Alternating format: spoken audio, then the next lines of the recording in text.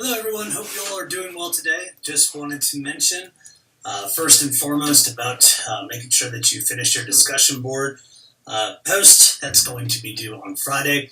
I will mention that I did not get around to recording the Cialdini article, and the main reason was because there was so much overlap in the Woodward and Denton chapter and the Cialdini chapter that I really want you to look into what is going on with the element of authority in this case. And so this is going to be an important segment, not only to recognize the similarities, but there's also some mentions of power within Cialdini, and some really good anecdotal examples to work with in this case. So take a look at that, get a feel for it. Like I said, that's something that I didn't do a recording lecture of just because, like I said, it seemed like it was very similar in this case. But make sure, like I said, for Friday to finish your discussion post as soon as you can.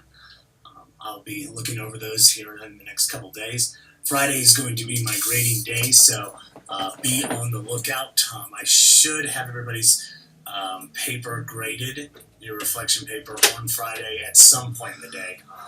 Like I said, that's kind of my day to do that. So, and I usually say give around a week or so for grading. That's usually when I get around to it. So, all right. So what we're going to be dealing with today is actually pretty simple, and it's probably not going to take too long. It's something that your book mentioned, Woodward and Denton's book, and it talks about the notion of two-step flow. And I talked about it briefly on Monday, of what you can expect when we talk about two-step flow. So what it is, how it works, what are some changes. This is a pretty traditional theory within mass communication as well as social influence. So you can see pretty much the build-up or structure of this particular theory right in front of you in terms of how these two steps work. Now, they don't really explicitly state it right here in this particular model that there are two steps here, but you can kind of see in terms of the lines between mass media and this blue section right here, this blue circle, which is kind of your first step. So mass media to opinion leader, and then opinion leader to these individuals of social content with the opinion leader. So this acts as kind of step one. This acts as sort of step two. And the reason I'm pulling this theory up is it is traditionally a pretty old theory, established in the 1940s, updated 1955 by Latserfield and Katz. And there has to be some historical context to be explained here for why this looks the way that it does, because some things will change given the nature of what we know about mass communication now and what we've done with social media, but also how social media has actually reinforced this model. So in ways it's changed how we look at this particular model, but in other ways it actually enforces some of the things that we're looking at. So let's dive into it a little bit. So first and foremost, they promote this idea of mass media. Now, mass media as a whole, especially now, is very, very, very difficult to define. And the main reason for that is because there's so many outlets of mass media. I mean, it's just like looking at any organization, that they're all having the specific media organizations have their agenda, have their ways that they select things, exclude things, emphasize things. This is all through media framing, which we'll get into more at a later date. But within the mass media, in this particular case, again, I usually, in my personal opinion, don't classify mass media as a thing. And what I mean by that is there are mass media outlets versus people saying that the jargon that the media said this. Well, the media is an extremely broad term now because a lot of our messages are very mediated. Now, again, we're talking about a theory that's based in 1940 and 1950. And within framing research, there's actually kind of an interesting concept. Actually, this is agenda setting, Agenda setting research. There's actually a concept that looks at how people perceive mass-mediated messages. And so the example was for agenda setting that if you name the top 5 stories that the mass media considered important, so these media outlets considered important, would almost match verbatim with the audience in terms of the 5 things they thought was most important. So it's really something that, in the 50s and 60s, that these mass communication outlets actually channeled very well in terms of what people were listening to and what people thought was important. Nowadays, what people think is important is much different. In fact, one of my colleagues who came in for a guest lecture, who deals a little bit more with agenda setting than I do, mentioned the ideology of the fact that it's usually like 2 in 5 or 1 in 5 nowadays, where we've got kind of a consensus of maybe one story that mass media outlets consider important and then you consider important. But that's it. I mean, there's not the same congruity as there used to be here in this case. So with what we know about mass communication and mass media back in the 1940s and 50s, it made sense that there was this kind of overarching mass media that would channel itself into these opinion leaders. And, these opinion leaders are people who are active in any given specific topic that's being introduced. So, and you can still build this today if you're talking about politics or sports or music or fashion or whatever it may be. You have people who are very, very, very much engaged in these particular fields. So, again, you might have someone who's particularly engaged in politics. I know people on my Facebook account who post constantly about politics or constantly about sports or constantly about parenting, for instance. And they get all these news articles and they promote them and they promote them and they promote them. And so that's this first step, is this mass media outlet promoting to an opinion leader. Now, it's not inherently that's who they're going for. It just happens to be that's the person who receives the message. And in turn, what the opinion leader does is they communicate that message from the mass media to other individuals in a social contact with this opinion leader. So they are connected in a cluster to these particular opinion leaders. And usually these are the people that, they pay attention to these opinion leaders. And even now, when some of these mass media outlets are so diverse and how we interpret them are so diverse, we can use opinion leaders as not just a person who posts a lot on Facebook. I mean, these are bloggers, vloggers, and all sorts of social media outlets promoting their opinion based on what they've seen.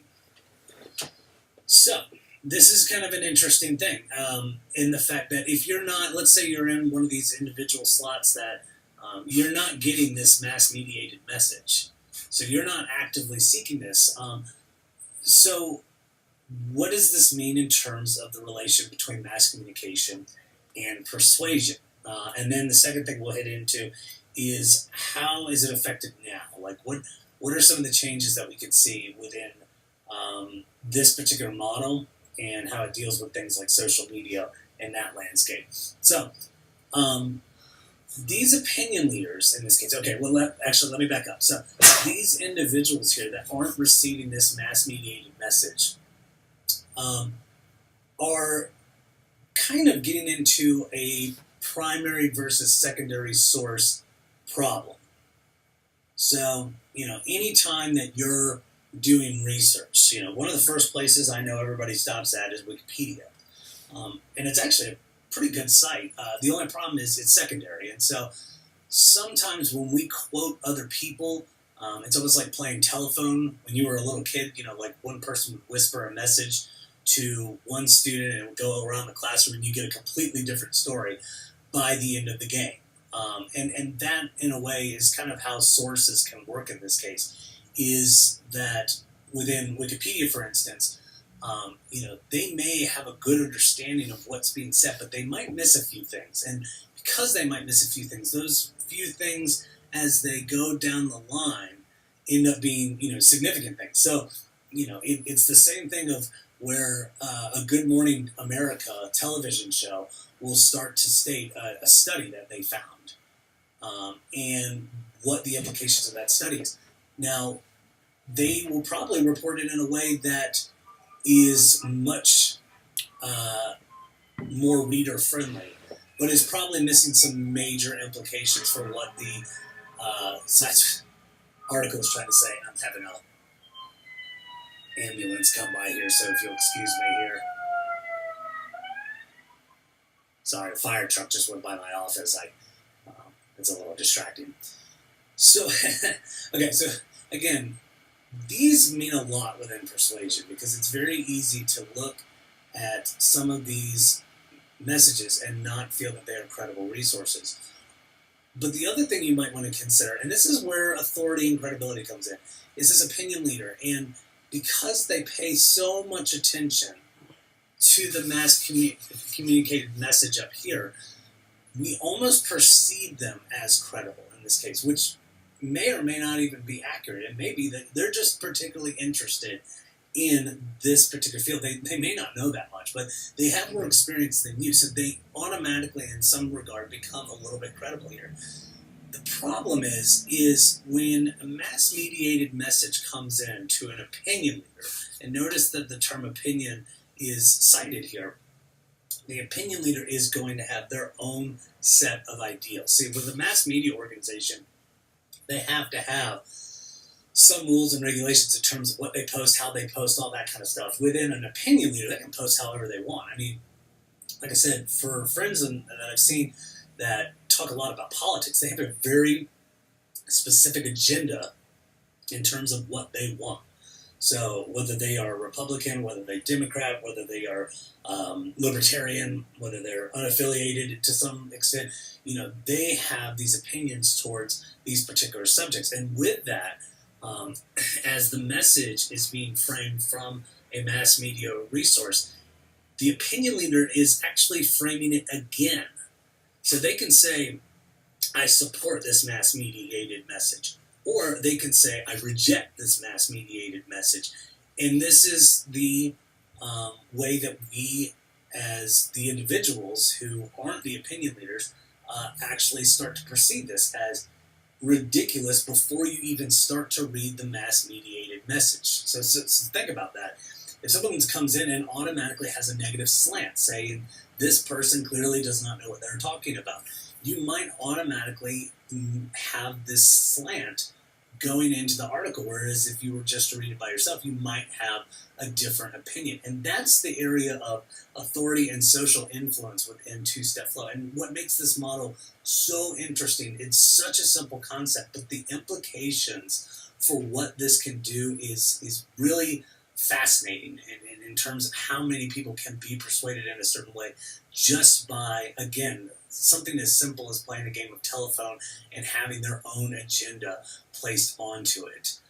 And it may be something you can try to experiment with in terms of reading articles to yourself and then reading articles that other people post and see if you have this idea of a slant before you even start reading the article if it comes from an opinion leader.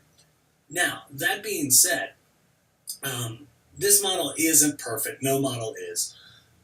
So, just in case somebody is watching this that is a big fan of this model, I'm not trying to make so that it's a terrible theory. It's not. It's very, again, some of these theories and models that are very simple end up being extremely effective and used well.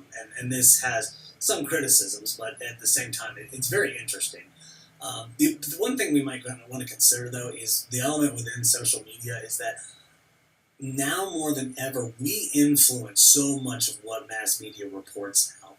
So these opinion leaders, it's almost like a multi-step flow in terms of where the direction might come in. So there may actually be an opinion leader that actually influences the mass media.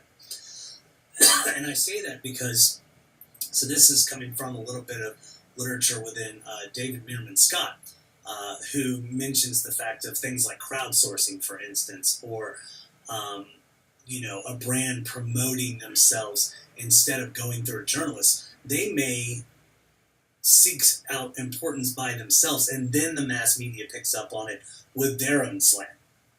And that goes to an opinion leader.